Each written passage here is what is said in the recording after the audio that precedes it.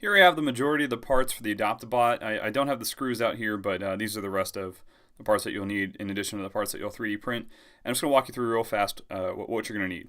You only need 5 of the smooth rods with the latest revision of the Adoptabot. Previous ones used 6, but the X-axis has 1 fewer rod now, so that's convenient.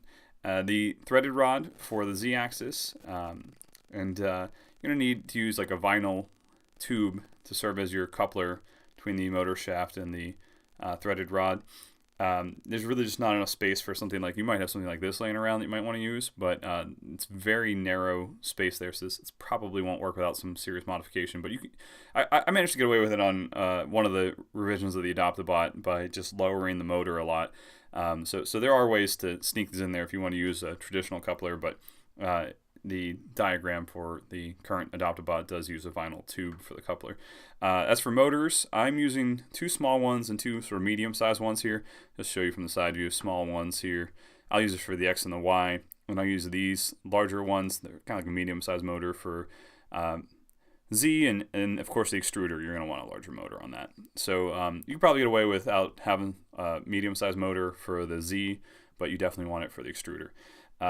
As for a print bed, this is something that if you've ripped apart an old printer bot, it's a pretty standard dimension for the print bed, so you can source these from older models, just like how I have this older era hot end. This is not the latest of the hot ends, but plenty good for an Adoptabot. And as for end stops, it's nice if you have one long one and one really short one. There's one of them that doesn't really go very far, so if you have a short one, that's great. Of course, the metal bed does allow you to use an induction probe for the Z-axis. That's pretty easily sourced again off of an older printer bot or right from their website. As for bearings, there'll be 2 in use on the X-axis, 4 for the Z and 4 for the Y, and then these here will serve as sort of like an idler for your pulleys.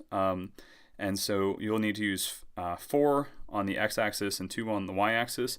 As for the pulleys themselves, you're going to use these GT2 and GT2 belts, and then you have a direct drive gear for if you this is again the standard printer bot extruder gear. So a couple other things, wire extensions for your hot ends, power, and thermistor. Zip ties get used a little bit in this design. Now this here is a blower fan. This is different than other printer bots. Some of them used a square fan that you could see the fan blades, right? This is a different style that channels the air through like a little opening at the bottom. And you're going to need to use a blower fan because of the way the Adoptabot's built. So make sure that it has that opening on the bottom and it's a blower fan.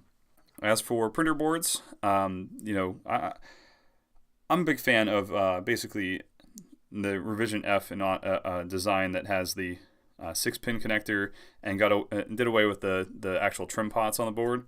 Went to digital trim pots, and again, make sure you got a matching power coupler. But anyways, if you have a newer edition board, great, but you definitely can build an Adoptabot with an old Revision D. There's no reason you couldn't. Very easy to make any changes to, so if you maybe got like a printer with a larger print bed or different things like that, or maybe a really, really old printer bot that has different values for the stepper motors because they didn't always use GT2 belts. The firmware is easily modified for a printer board. So anyways, so that's the general overview here of all these parts. Again, this is pretty much everything you're going to need to source to build an Adoptabot. Here I have my printed parts, and to just give you an overview of what I've done here is actually color-coded them for X, Y, and Z to be different colors. And the way it lines up here is that red, green, and blue for RGB matches to X, Y, and Z. What we've got here at the end is the extruder, and you might be using an aluminum extruder, you might be printing your extruder. They essentially fit the same mounting holes, so whatever the case, I just left it in gray printed plastic because if you want to use a regular printer bot extruder, you don't have to print one.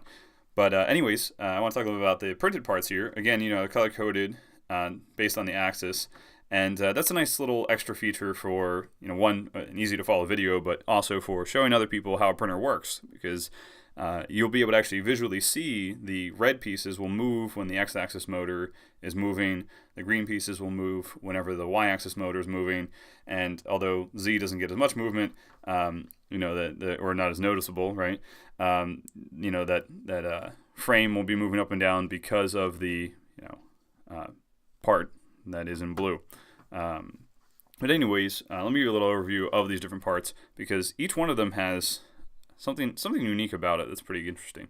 So this is the heart of the x-axis, and the bed is actually going to ride across this edge here. So it'll be more or less anchored on this end with a metal rod going through some bearings, but it'll literally glide across this foot.